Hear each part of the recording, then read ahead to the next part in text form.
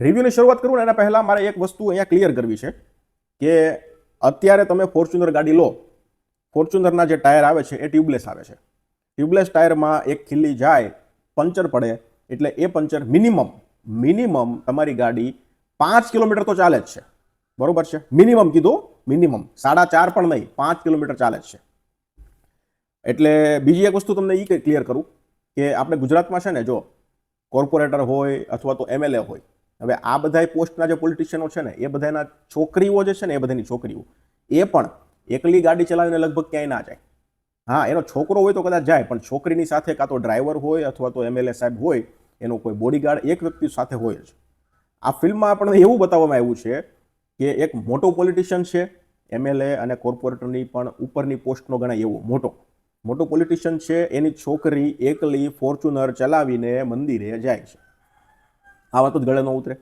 બીજી વસ્તુ કે એ ગાડીમાં જ્યારે એક ખીલી નાખીને પંચર પાડવામાં આવે છે તો એ ગાડી લગભગ 1.5 કિલોમીટર સુધી ચાલે અને એ ગાડીનું ટાયર સાવ બેસી જાય અને ગાડી ઊભી રાખી દેવી પડે છે. થોડું ડિટેલિંગમાં ધ્યાન આપવાની જરૂર છે, હજુ નથી અપાતું. અને આવું જ ડિટેલિંગ છે ને, નરી આંખે જોઈ શકાય એવું ડિટેલિંગ છે ને, આના લીધે જ ક્યાંક ને ક્યાંક દર્શકો હવે એમ કહેવા માંડ્યા છે કે ગુજરાતીમાં આવું જ હોય છે. અને એ સીન ચાલતા હોય ને સ્ક્રીન ઉપર એટલે આપણને સાલું એમ થઈ જાય કે યાર અમે શું જોઈ રહ્યા છીએ. ચાલો નાનું ડિટેલિંગ તો તમે જવા દો, કાંઈ વાંધો નહીં, પણ આટલું બધું ડિટેલિંગ આવું નરી આંખે દેખાય, આ બધું તો કદાચ જેના ઘરમાં ગાડી ન હોય ને એ લોકોને ખબર હોય કે અત્યારે ટ્યુબલેસ ટાયર આવે છે અને એનું પંચર કેટલો સમય સુધી ચાલે, પંચર પડ્યા પછી એ ટાયર કેટલો સમય સુધી ચાલે. કોઈ મોટો પોલિટિશિયન હોય તો એની છોકરી હોય, એની સાથે ડ્રાઈવર અને એનો કોઈ બોડીગાર્ડ એક વ્યક્તિ તો હાથે હોય જ, એકલી ગાડી ચલાવીને ક્યાંય ના જાય. એટલે આ બધું જરૂર છે. હું તમને ફિલ્મનું નામ આપું તો ફિલ્મનું નામ છે મર્મ. સ્ટોરી તમને કહું તો એવી કંઈક છે કે એક વ્યક્તિ છે, એને કોઈ પોલિટિશિયન સાથે વાંધો છે, તો એની છોકરીનું એને કિડનેપ કરાવવું છે અને કિડનેપ કરવા માટે 3 વ્યક્તિઓને પ્લાનમાં ઉમેરે છે. એ 3 વ્યક્તિઓ કોણ છે, કેમ એ 3 જ વ્યક્તિઓને ઉમેર્યા છે, પછી પ્લાન આ સક્સેસફુલ થશે નહીં થાય, એ લોકો પકડાઈ જશે, શું થશે, એ બધું જ આપણે આ ફિલ્મમાં જોવાનું છે. એક્ટિંગની વાત કરીએ તો અગેન એક્ટિંગ બધાની ખૂબ ખરાબ છે. પોલિટિશિયનની જે છોકરી છે એની એક્ટિંગ સારી છે, અને જે કિડનેપ કરાવવા માટેનો જે આખો પ્લાન બનાવનાર વ્યક્તિ છે એની એક્ટિંગ સારી છે. એના સિવાય બીજા બધા કલાકારોની એક્ટિંગ છે, કોઈકની એવરેજ છે, કોઈકની એવરેજથી નીચે છે અને કોઈકની સાવ ખરાબ છે. આ રીતની એક્ટિંગ છે. કોમેડી કરવા માટે એક ભાઈને અહીંયા રાખવામાં આવ્યા છે, જે પેલા 3 વ્યક્તિને ચૂનવામાં આવે છે ને પ્લાનમાં, એ 3 વ્યક્તિઓમાંથી એક ભાઈ છે, એ કલાકારનું નામ મેં જોયું નથી, તો એને થોડી જવાબદારી આપવામાં આવી છે કે તમારે થોડું ફિલ્મમાં હળવાશ આવે એની ટ્રાય કરવાની છે. પણ ખાલી કહી દીધું હળવાશ આવે એવી ટ્રાય કરજો, બરોબર? એને કોઈ એવા ડાયલોગ આપવામાં નથી આવ્યા કે જેનાથી કોમેડી થાય અને હળવાશ આવે, એવો કોઈ ડાયલોગ નથી આપવામાં આવ્યા. અને એ ભાઈ એક્ટિંગ પણ ઠીકઠાક કરેલી છે. બીજી વસ્તુ તમને કહું તો ઇન્ટરવલમાં એક ટ્વિસ્ટ છે જે સરસ ટ્વિસ્ટ છે, પણ એ ટ્વિસ્ટમાં કદાચ તમે જો બહુ ફિલ્મો ટ્વિસ્ટવાળી જોઈ છે અથવા તો તમે પ્રો ઓડિયન્સ હશો તો કદાચ તમે ગેસ કરી લેશો કે લગભગ આવું થયું હશે, બરોબર?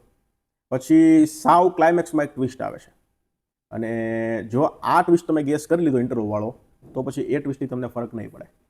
બાકી આ ટ્વિસ્ટ જો ગેસ નહીં થાય તો પછી એ ટ્વિસ્ટ સારો છે. બીજી તમને વસ્તુ કહું તો જો આ ફિલ્મની સ્ટોરી છે ને, આ ટાઈપની સ્ટોરી આપણે ઘણા ફિલ્મોમાં જોઈ છે, હિન્દીમાં, બોલિવૂડમાં, ગુજરાતીમાં નહીં. ટ્રીટમેન્ટ ખૂબ ખરાબ છે. તમે વિચાર કરો, મંદિર છે તો મંદિરમાં જ્યારે કિડનેપિંગનો પ્લાન બને છે તો મંદિરમાં 4 જણા સિવાય કોઈ બીજું વ્યક્તિ દેખાતું જ નથી, બોલો. ચાલો બીજી ઓડિયન્સ ના લાવો તો કાંઈ નહીં, પણ તમારી જ ટીમના કોઈ કેમેરામેન હોય અથવા તો કોઈ સ્પોટ બોય હોય અથવા તો કોઈ નાના મોટા વ્યક્તિઓ હોય, ઇવન 2-3 જણાને તો ફ્રેમમાં રખાય ને, કે જે આપણને લાગે કે ભાઈ મંદિરે કોઈક તો છે. આ તો આપણને એવું લાગે કે બપોર વચ્ચે મંદિર બંધ હોય, ભગવાન સૂતા હોય ત્યારે શૂટ કરેલું હશે. કોઈ નહીં, ખાલી આ 4 જણા છે. રસ્તા પર જ્યારે કિડનેપિંગ કરવામાં આવે છે ત્યારે પણ રસ્તા પર કોઈ નહીં. આપણને એવું જ લાગે કે આ ફિલ્મ છે, આ ફિલ્મ 4-5 જણા એની છે, ફ્રેમમાં તમને બસ 3 થી 4 જણા દેખાય છે. ફિલ્મ છે ને એની સ્ટોરી જે છે ને એ મને સારી લાગી. આમાં હજુ વધારે ટ્વિસ્ટ એન્ડ ટર્ન્સ નાખી ફિલ્મ થોડી લાંબી કરી અને બનાવી હોત ને તો એક સરસ પોલિટિકલ થ્રિલર ફિલ્મ બનત. આ પોલિટિકલ થ્રિલર ફિલ્મ છે, પણ અહીંયા ના બની શકી. 1 કલાક અને 48-49 મિનિટની ફિલ્મ છે, પણ સારો કોન્સેપ્ટ અને સારા વિષયને એક ખરાબ રીતે પ્રેઝન્ટ કરવામાં આવ્યો છે, ખરાબ રીતે બનાવવામાં આવ્યો છે એવું લાગે છે. ફિલ્મનું મ્યુઝિક બેકાર છે, BGM બેકાર છે.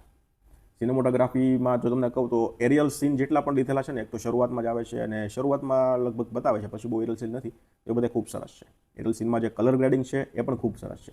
1 થી 2 સીનમાં કેમેરા એંગલ સારા છે, જે પેલું વેફરના પડીકાની પાછળ બેઠા ભાઈ બીડી પીતા હોય છે, એમાં ફક્ત આપણને બીડી જ બતાવે છે, સિગરેટ. એનું મોઢું નથી બતાવતું. તો એ કેમેરા એંગલ પણ સારો છે, એવા એક બે કેમેરા એંગલ છે જે સારા છે. બાકી ઓવરઓલ કલર ગ્રેડિંગ ફિલ્મનું છે એ ઠીકઠાક છે. ફિલ્મનો સ્ક્રીન પ્લે છે એ સારો છે, ફટાફટ ચાલે છે, એટલે તમને આમ કંટાળો નથી આવતો.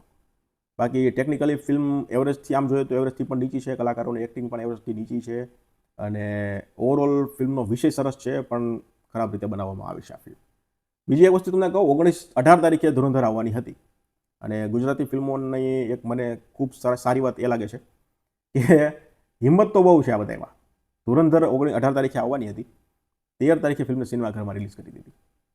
કોન્ફિડન્સ જુઓ તમે. અને અત્યારે મેં જોયું ને તો અમદાવાદમાં શો જ નથી, બીજા સિટીમાં તમે જોવાની ટ્રાય જ નથી કરી, અમદાવાદમાં શો જ નથી.